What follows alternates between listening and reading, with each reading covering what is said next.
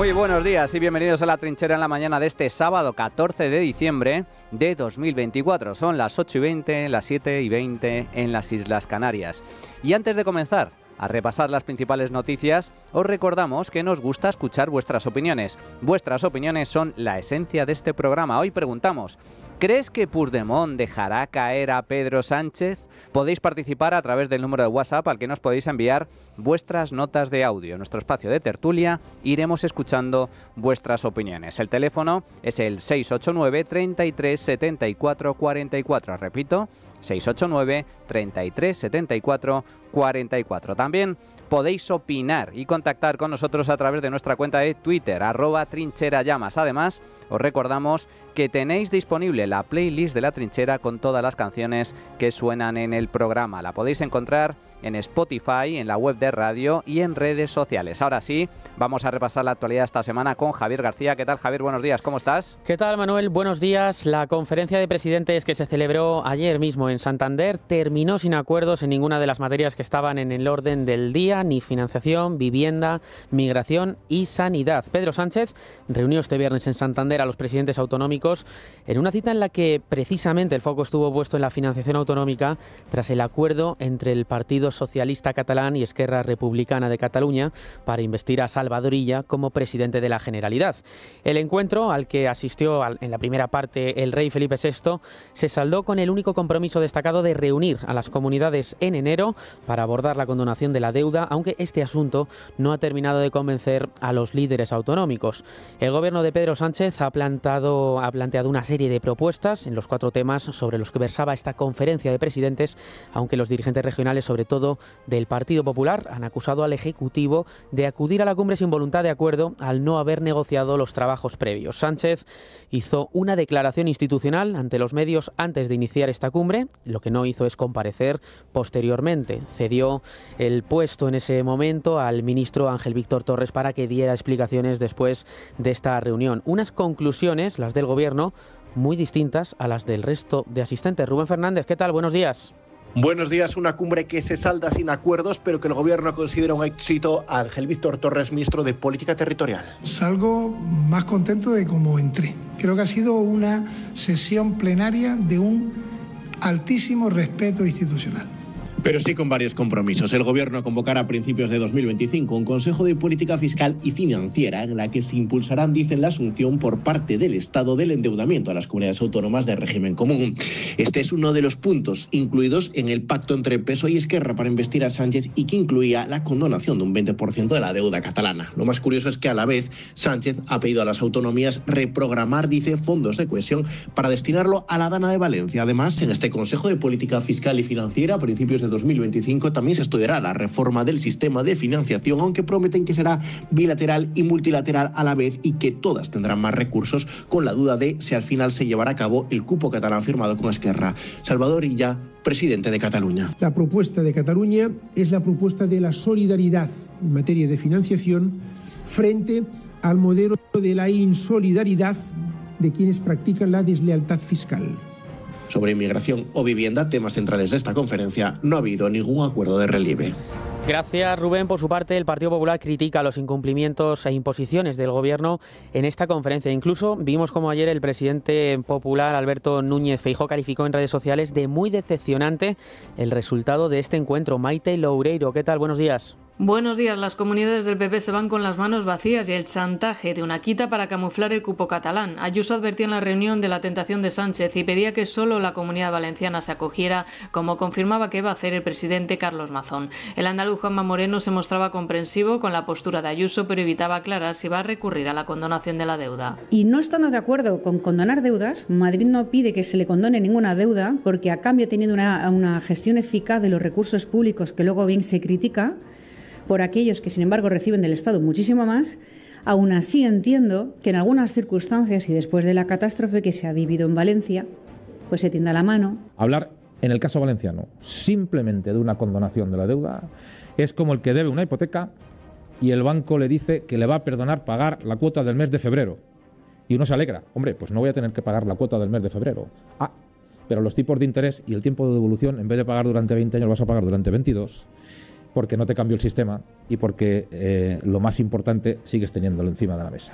Yo participo en un criterio que tiene la señora Ayuso, y es verdad, no se puede penalizar a aquellos que han hecho el trabajo bien, aquellos que no se han endeudado, aquellos que al final nosotros en estos presupuestos hemos tenido, el presupuesto pasado tuvimos superávit, que vamos metiendo en esa cajita para quitarnos deuda. Entonces, ¿para qué hacemos un esfuerzo? Tampoco el resto de presidentes autonómicos confirman qué van a hacer, aunque se muestran críticos con la propuesta si no va acompañada de un nuevo modelo de financiación autonómica. Escuchamos a los presidentes de Castilla y León, Fernández Mañueco, y al de Murcia, López Miras. El decir, os sentáis a la quita de la deuda o aquí no hay nada. No, mire, hay que sentarse a hablar de la reforma del sistema de financiación. Y dentro de la reforma del sistema de financiación vamos a hablar de la condonación de la deuda, de la parte de la condonación de la deuda que sea imputable a la infrafinanciación de los últimos 10 años. Pero una cosa sí, o sea, que el chantaje, la coacción, entenderá que eso entre gobiernos legítimamente establecidos no procede. Ni Castilla y León ni España necesitan perdonar la deuda para que todos los españoles paguemos el exceso que han hecho formaciones separatistas para tener embajadas que no servían para nada. No ha habido tampoco acuerdo sobre inmigración pese al grito desesperado del canario Fernando Clavijo, como tampoco lo ha habido en sanidad o vivienda. Gracias, Maite. 2 años y 9 meses han pasado desde la última conferencia de presidentes. En aquella ocasión, en La Palma, la jornada dejó muchas anécdotas. Esta vez, en Santander, ayer, los presidentes han tenido también varios momentos reseñables. Los representantes autonómicos fueron los primeros en llegar, mostrando efusivos y cariñosos saludos. También hubo momento de saludo, más frío en este caso, entre la presidenta de la Comunidad de Madrid, entre Isabel Díaz Ayuso, y el presidente del Gobierno, Pedro Sánchez. Además, la jornada también dejó un pequeño encontronazo entre el presidente del Gobierno y el socialista castellano-manchego Emiliano García Paje. Ignacio Bravo, buenos días. Buenos días. La conferencia de presidentes celebrada ayer en Santander no solo ha dejado conclusiones políticas como las que estamos comentando, también ha dejado algún que otro hecho curioso que demuestran una vez más el distanciamiento dentro y fuera de la política española. Uno de los hechos más esperados, como comentas, de la jornada era el saludo entre el presidente del Gobierno y la presidenta Isabel Díaz Ayuso. Este ha sido su primer cara a cara después de que la presidenta madrileña fuera la única responsable autonómica que rechazara acudir a la reciente ronda convocada por el jefe del Ejecutivo en el Palacio de la Moncloa. Todo ello en medio de la investigación que tiene el fiscal general del Estado imputado, situación de la que ambos son también protagonistas. La mala relación entre uno y otro no es ningún secreto y eso se ha visto reflejado en el frío y rápido saludo entre ambos. En el único punto en el que ambos han coincidido ha sido en el postre que ofrecía el catering contratado. Ambos degustaron una brocheta de fruta en lugar de la tarta de queso por sus intolerancias alimentarias. Pero este no ha sido el único hecho curioso, porque una vez más Pedro Sánchez ha chocado con su piedra en el zapato. El presidente socialista castellano-manchego Emiliano García Paje. A pesar de que la conferencia se ha celebrado a puerta cerrada, ha trascendido a los medios de comunicación un nuevo rifirrafe entre ambos dirigentes socialistas después de que Sánchez interrumpiera a Paje por pasarse de los 10 minutos de tiempo estipulado para la intervención de cada presidente, algo a lo que el homólogo de Castilla-La Mancha ha respondido recriminándole que lleva 3 años sin convocar esta conferencia. La misma situación ha ocurrido con el vicepresidente de Melilla, que ha acudido a la reunión en lugar del presidente de la ciudad autónoma, que no ha podido acudir al evento por problemas personales. Sin embargo, según las fuentes consultadas, los presidentes de Cataluña, Salvador Illa, País Vasco y Manuel Pradales, y la Comunidad de Madrid, Isabel Díaz Ayuso, también habrían superado el tiempo por intervención, aunque con estos Sánchez no se ha atrevido, dicen personas presentes en la conferencia. Gracias, Ignacio. Barcelona albergará la próxima reunión de la conferencia de presidentes, que será ya la número 28. El ofrecimiento de Barcelona para que fuera sede de la siguiente conferencia fue planteado por el presidente de la Generalidad de Cataluña, Salvador Illa, en su intervención en el plenario de la cumbre. Bueno, pues fracaso absoluto. ¿A qué fueron a Santander? ¿A pasear? ¿A comer? Parece ser que ni siquiera la comida fue de nivel. Se quedaron con hambre los asistentes a esta cumbre, a esta conferencia de presidentes autonómicos. Fueron a hacerse la foto realmente, no hubo ningún tipo de acuerdo. En nada. En sanidad, ni en vivienda, ni en migración, que sigue pendiente esa crisis migratoria que está pues directamente provocando graves problemas. Importantes problemas, especialmente en Canarias, donde siguen llegando pateras, donde hay migrantes ilegales a miles, y sigue sin haber un acuerdo, sigue sin haber una solución. Bueno, la solución que plantea el Gobierno básicamente es obligar a las comunidades autónomas a aceptar la recepción y acogida de inmigrantes ilegales, punto y final. Sin más, sin atacar el origen del problema, que es la llegada de cayucos.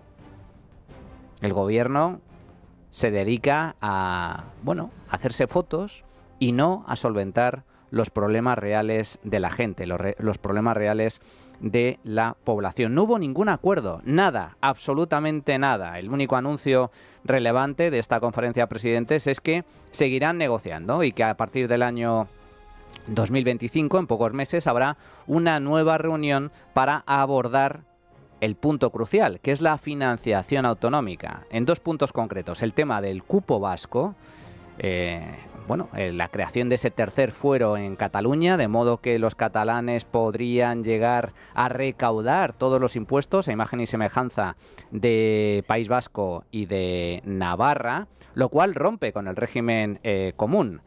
Y esto genera un problema importante, porque si ya el sistema de financiación autonómico es insostenible per se, si Cataluña, que es de las pocas comunidades autónomas que aportan en términos netos al sistema por ser una comunidad rica, sale y se convierte en un fuero, y además con un cupo hecho a medida, al estilo del País Vasco y Navarra, directamente las cuentas son insostenibles. La factura para los madrileños sería absolutamente colosal, porque sería básicamente la única comunidad que acabase aportando dinero al sistema. Y luego está la condonación de deuda autonómica, que esto es una cacicada, esto es una auténtica barbaridad desde todos los puntos de vista. Es profundamente injusto lo que plantea el gobierno, y es uno de los acuerdos que llegó con RC para que finalmente pudieran gobernar en Cataluña, de la mano de Salvador Illa, es esta condonación de deuda estatal a través del Fondo de Liquidez Autonómico, a través del rescate de las comunidades autónomas. Las comunidades autónomas, algunas, no todas, estaban quebradas hace apenas 10 años. Cuando España estaba en medio de una crisis financiera brutal, muchas comunidades autónomas, las más irresponsables, las más manirrotas, no se podían financiar en los mercados. O se financiaban a costes muy elevados, a un tipo de interés muy, muy sustancial, porque los inversores no confiaban en la solvencia de esas autonomías. Cataluña estaba quebrada de facto. ¿Y qué hizo el gobierno central? El gobierno del PP, en este caso, de Mariano Rajoy, con el señor Montoro a la cabeza, salieron al rescate y pusieron en marcha un fondo de liquidez autonómico, el FLA, que le prestaba dinero a coste cero, prácticamente, a las comunidades autónomas, sin necesidad de que lo tuvieran que devolver, porque fueron retrasando la devolución, ampliando los plazos. Pues bien, Cataluña se endeudó hasta las cejas. Esto de España nos roba. España nos roba, no, España nos salva. Nos salva de la quiebra. Porque el resto de españoles han estado prestando dinero a mansalva al gobierno de irresponsables, de manirrotos, de golpistas de Cataluña.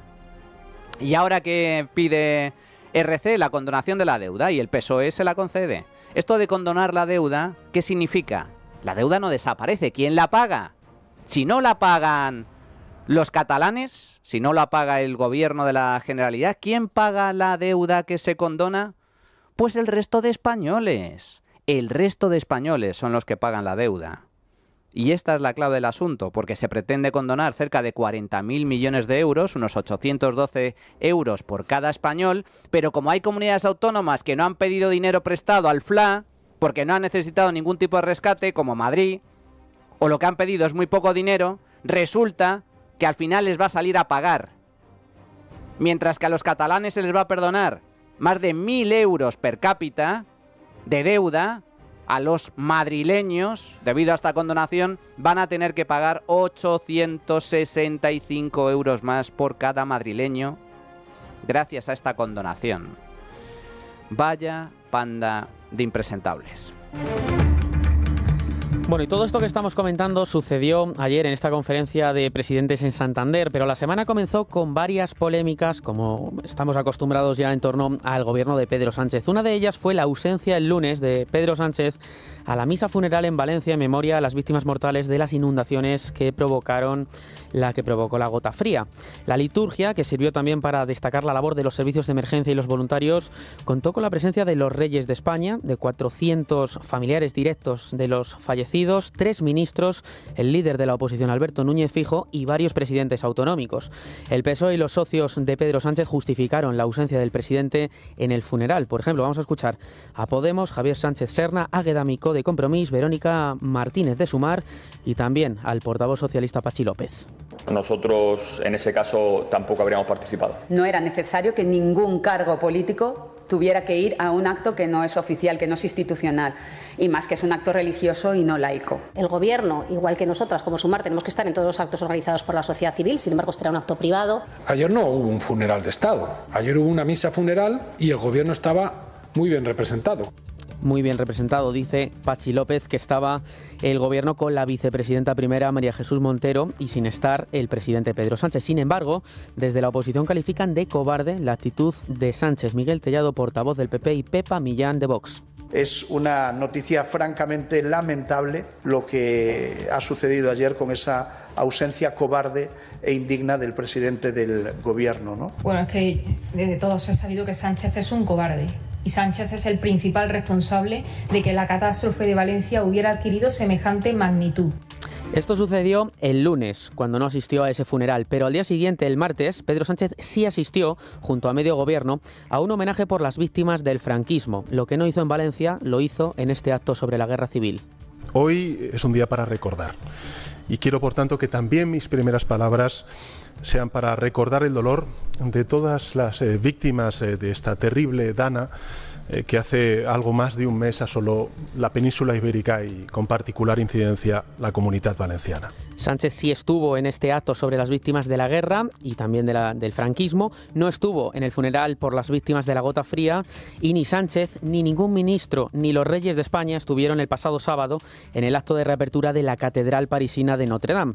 5 años después de las imágenes del horror provocado por el fuego, la Catedral de Notre Dame volvió a ser el centro de todas las miradas, ahora, como decimos, por este acto, 5 años después de reapertura. El presidente francés Emmanuel Macron ejerció como maestro de ceremonia en un evento que también asistieron decenas de dirigentes de todo el mundo, como por ejemplo también estuvo el presidente electo de los Estados Unidos Donald Trump, la primera ministra italiana Giorgia Meloni o incluso el presidente ucraniano Volodymyr Zelensky, pero no hubo nadie de España, lo que ha generado tensión entre el gobierno y la Casa Real.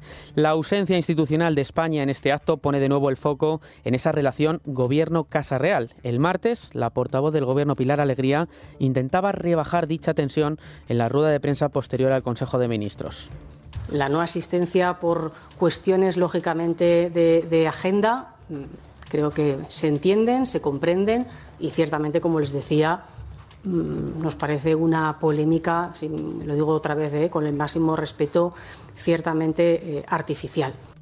Primero dijo esto Pilar Alegría y rebajaba la tensión, pero justamente después de estas declaraciones de Pilar Alegría, Moncloa volvió a la carga en privado. Fuentes autorizadas del Ministerio de Asuntos Exteriores criticaron a la Casa Real, a la que acusaron de no avisar de la invitación que los reyes habían recibido para asistir a la reapertura de la catedral.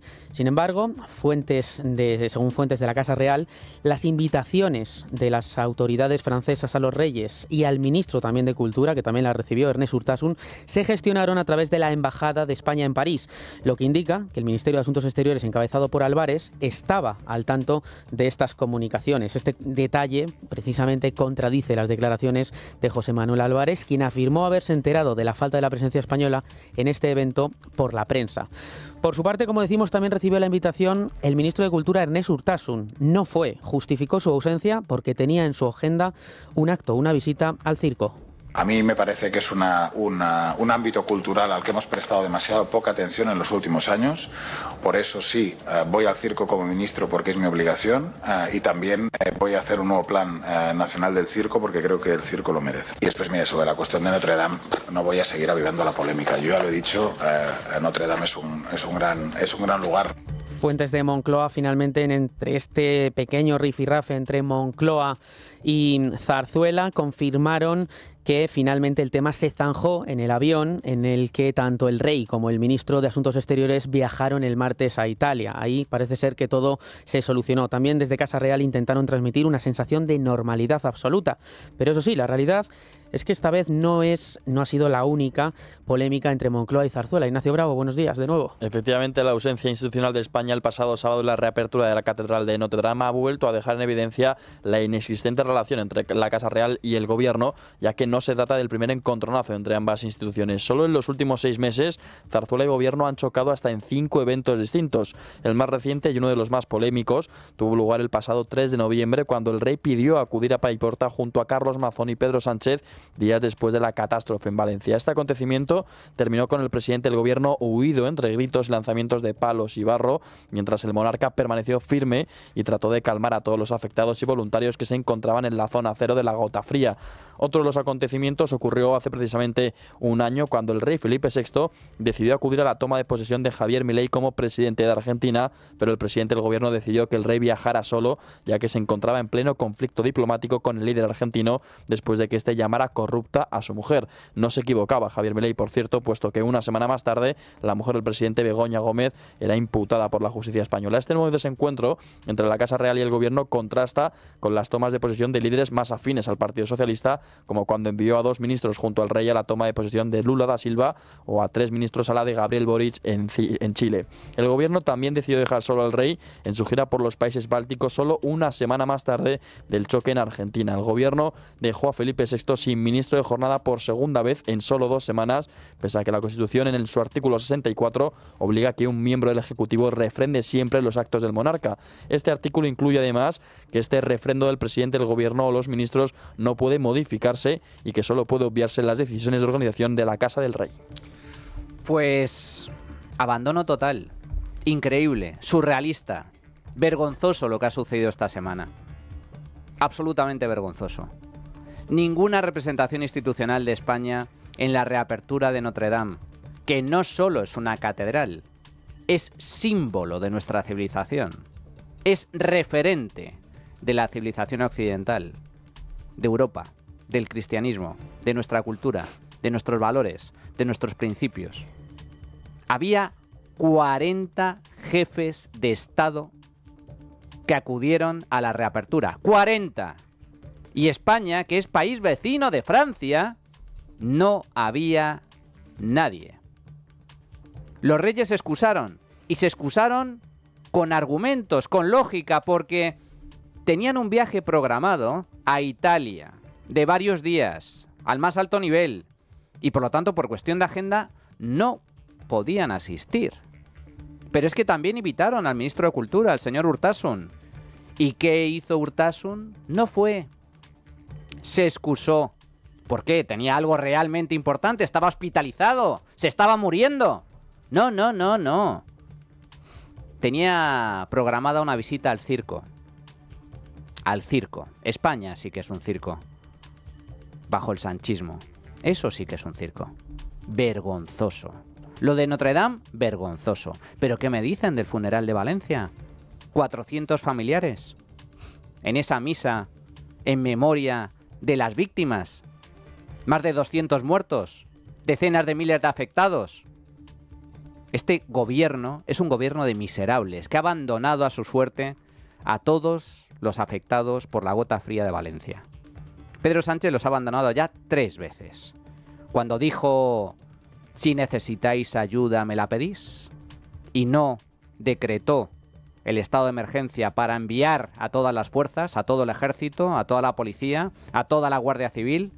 Abandonó a los valencianos también cuando visitó Paiporta junto con el rey y salió por patas porque lo acogieron, lo recibieron como no podía ser de otra forma, con insultos. Y ahora los abandona en este funeral, que asistieron 3 miembros del gobierno de milagro, porque es que inicialmente el gobierno pretendía que no fuera nadie del gobierno a este funeral. Nadie. Pues esto es lo que tenemos. Un gobierno de sinvergüenzas presidido por el mayor sinvergüenza de todos, que además es un vil cobarde. Bueno, y vamos ya con otra de las noticias de la semana que tiene que ver con el huido de la justicia. El prófugo Carles Puigdemont vuelve a ser protagonista en los medios de comunicación antes de finalizar el año. Todo ello en medio de un tema importante para Moncloa, que son los presupuestos generales del Estado. Desde el Gobierno siguen confiando en sacarlos adelante, pero la realidad es que para ello tienen que contar, eso sí, con los 7 votos, con el visto bueno de Junts, algo que de momento, al menos de momento, parece estar bastante lejos. Míriam Nogueras lo dijo así, la portavoz de esta formación en Radio Nacional. Creo que no se van a negociar. Estamos al mes de diciembre y nosotros no tenemos ninguna noticia de presupuestos y yo veo complicado. Es una sensación, igual yo leo mal las cosas, pero veo complicado que esta carpeta, no que se negocie, que llegue a estar en la mesa de Junts per Catalunya. Ayer le preguntaron precisamente al ministro de Justicia, Félix Bolaños, sobre este tema y esto es lo que dijo. Nosotros somos un gobierno que tiene como seña de identidad el diálogo, el trabajo, el esfuerzo, la negociación. Creo que está fuera de toda duda que somos capaces de lograr acuerdos con partidos y formaciones políticas muy diferentes. Nuestra forma de trabajar es conocida.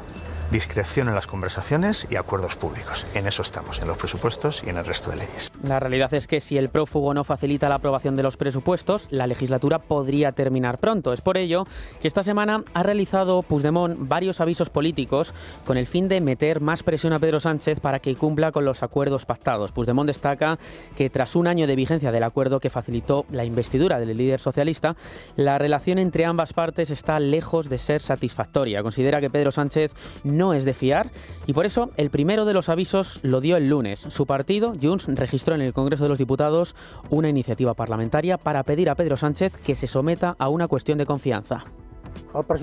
Hoy el presidente Pedro Sánchez continúa demostrando que no es de fiar. No ha conseguido vencer los recelos que teníamos, sino que los ha incrementado.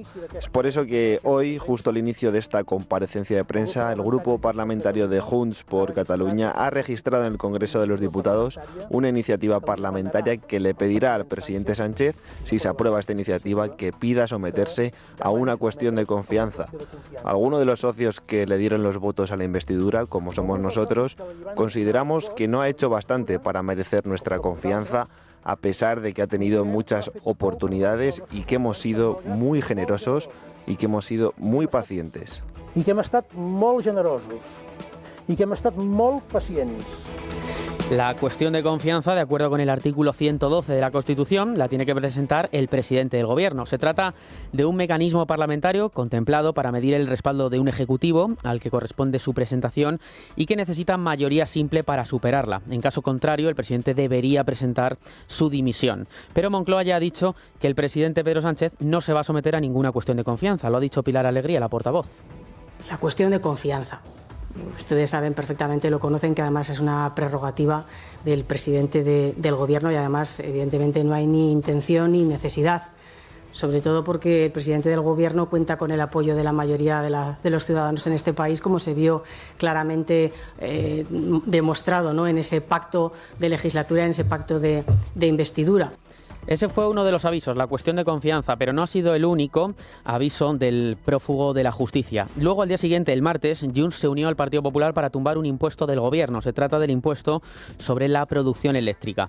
La iniciativa también la han apoyado Vox, Esquerra y el PNV. Como el Gobierno está a punto de perder una vía de recaudación de ingresos porque estos partidos han votado reducir al 0% el impuesto a la electricidad, lo que ha hecho el Ejecutivo ha decidido congelar la tramitación de la ley pertinente, desconvocando la comisión que la iba a tramitar.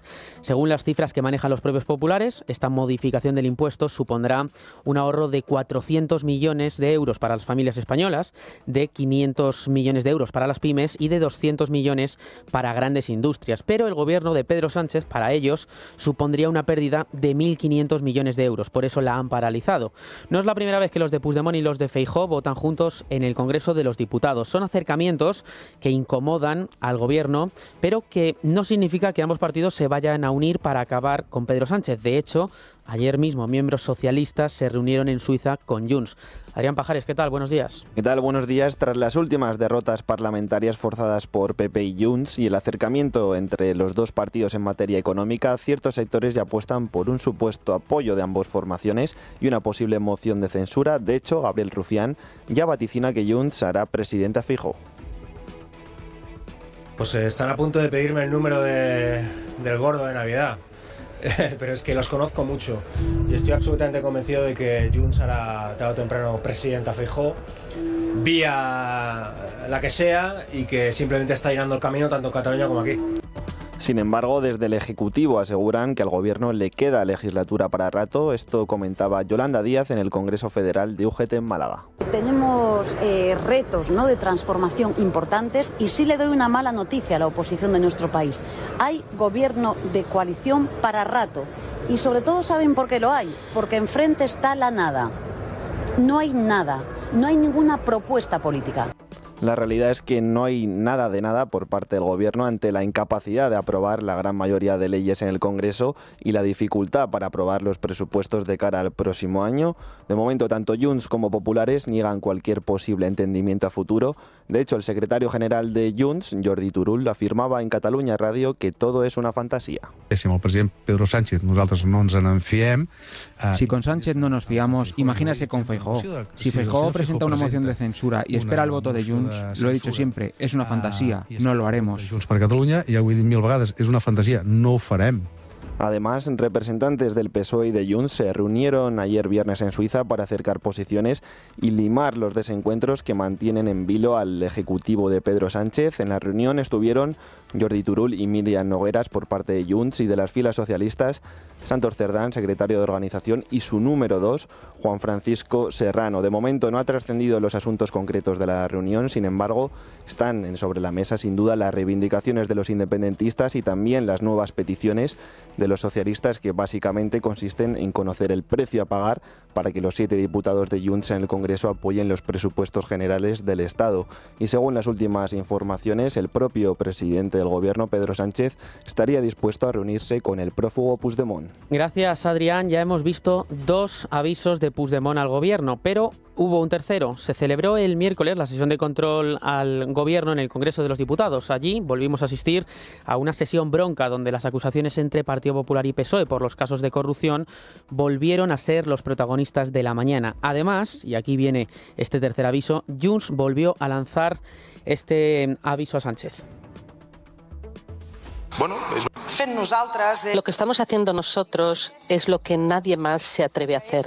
Exigirles a ustedes que muevan el culo y que hagan el trabajo que tienen que hacer en Cataluña. Paguen lo que deben a los catalanes, traspasen las competencias acordadas, respeten las competencias que ya tenemos, demuestren que les indigna, tanto como a nosotros, que la cúpula judicial española se vanaglorie de no aplicar las leyes que se aprueban aquí.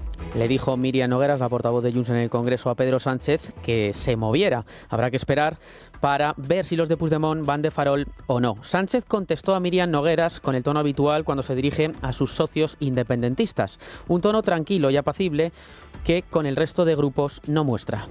Bueno, es verdad, tenemos un gobierno en minoría parlamentaria y nos toca negociar, trabajar ley a ley con los distintos grupos parlamentarios de esta Cámara. Pero insisto, el gobierno de España va a cumplir con los compromisos que son públicos y transparentes, firmados con todos los grupos parlamentarios en mi investidura y en la conformación del gobierno de coalición progresista. Además, en la sesión de control hubo muchos más detalles. Partido Popular y Partido Socialista se enfrentaron de nuevo por la corrupción. Jesús Úbeda, ¿qué tal? Buenos días. Buenos días, pueblo trinchérico. Va la crónica de la sesión de control del miércoles.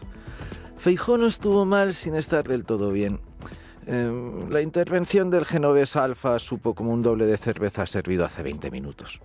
2 días después del funeral por las víctimas de la Dana en la Catedral de Valencia y a las pocas horas de la enésima invocación gubernamental y pornográfica de Franco, pues Feijóo atacó con una pistola de bolas, pudiendo haber empleado una K-47. Ofreció en bandeja el titular al restregarle a Sánchez que... Siento tener que decírselo, señor presidente, no es agradable, pero en su mesa de Navidad se sentarán al menos 2 imputados. Pero azuzó en vano a Junts, perro ladrador y zumbao más, al final, mascota obediente del Ejecutivo. Señora Nogueras, claro que Sánchez no es de fiar, claro que les ha engañado, claro que les va a seguir engañando. Yo se lo he dicho hace mucho tiempo. Sánchez, impasible, le despreció con un argumento blandiblú e infantil. De lo que me pregunta el señor Feijóo es, pues, y cito textualmente, ¿a quién escucho como presidente? Si creo que gobernar consiste en vivir mejor en la Moncloa, ¿De verdad esta era la política para adultos que usted iba a traer de Galicia? Al concluir, mientras tomaba asiento y bajaba el micro, centró su mirada en Feijóo, una mirada fija, prolongada, depredadora, como la de un leopardo al acecho, y expuso una sonrisa oscura y carnívora, como la de un cocodrilo de ébano, conformando un rostro como patrocinado por Thanos y Norman Bates. En esa mirada estaba todo un personaje. Más de uno tragó saliva. Por su parte, la diputada del PP, Patricia Rodríguez, le marcó a María Jesús Montero uno de los goles de la jornada. Con el plan de vivienda de la corrupción del PSOE, ya sabe, chalet de verano para las amigas, piso en la Castellana para Ábalos, piso también para su hijo, otro más para encuentros de diversa índole para Ángel Víctor Torres y un piso de lujo para su director de gabinete, ese por el que usted pone la mano en el fuego. La vicepresidenta, histriónica y zaza, acusó al PP de ser portavoz, siempre y en todo momento, de los delincuentes confesos. Llámese señor Aldama, llámese la pareja de la señora Ayuso. Se le vio bastante jodida a la señora. El pepero Jaime de Olano colmó con pétalos de rosa la bienvenida a la nueva ministra de la Pachamama, Sara Ahagesen, a la mesnada sanchista de ministros. Se ha incorporado usted a un gobierno para el cual el narcotirano Maduro es un demócrata. Se ha incorporado a un gobierno que rebaja las penas a la corrupción e indulta a los corruptos.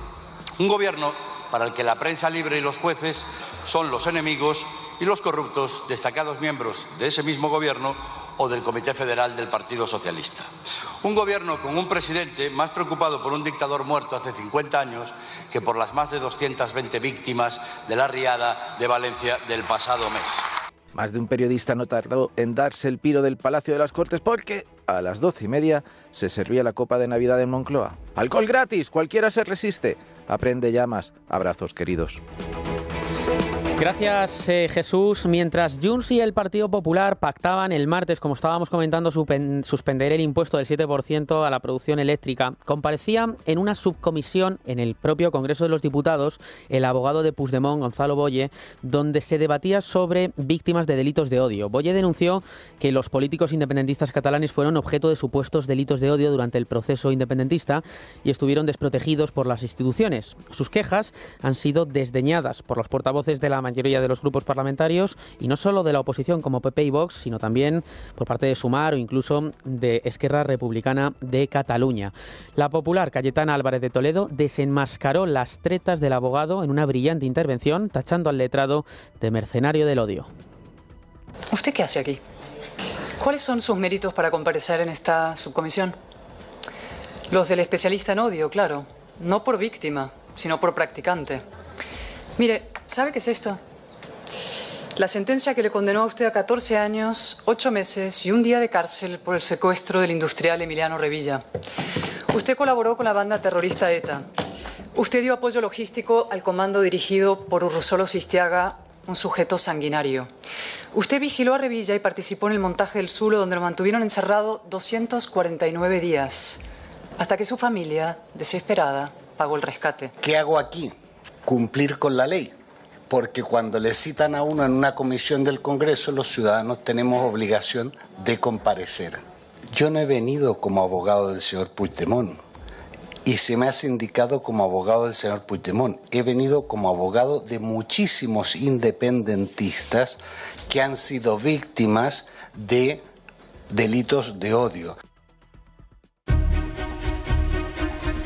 Y fuera de nuestras fronteras, en clave internacional, Francia ya tiene nuevo primer ministro. En la mañana de ayer, Emmanuel Macron eligió al centrista François Bayrou. El político de 73 años se va a convertir en el cuarto jefe del Ejecutivo en lo que va de año y va a sustituir así al conservador Michel Barnier 9 días después de la moción de censura que derribó su gobierno, el más efímero del país desde la Segunda Guerra Mundial.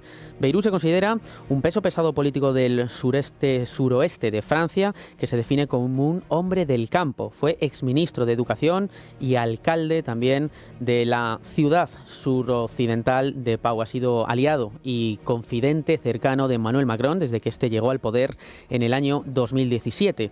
Con esta nueva elección, el presidente de la República logra el consenso de Marine Le Pen y el ala más moderada de la izquierda, aunque este nuevo nombramiento tiene el rechazo de la extrema izquierda, que ya ha anunciado que va a tratar de censurar su nombramiento. Bueno, pues veremos cómo termina este nuevo nombramiento, porque hay que recordar que la inestabilidad política en Francia es sustancial. Apenas ha durado unos meses el anterior primer ministro en el cargo y veremos ahora si se mantiene o no este tipo de alianzas. Llegados a este punto, hacemos una pequeña pausa y regresamos con el tiempo de tertulia. La trinchera de llamas es radio.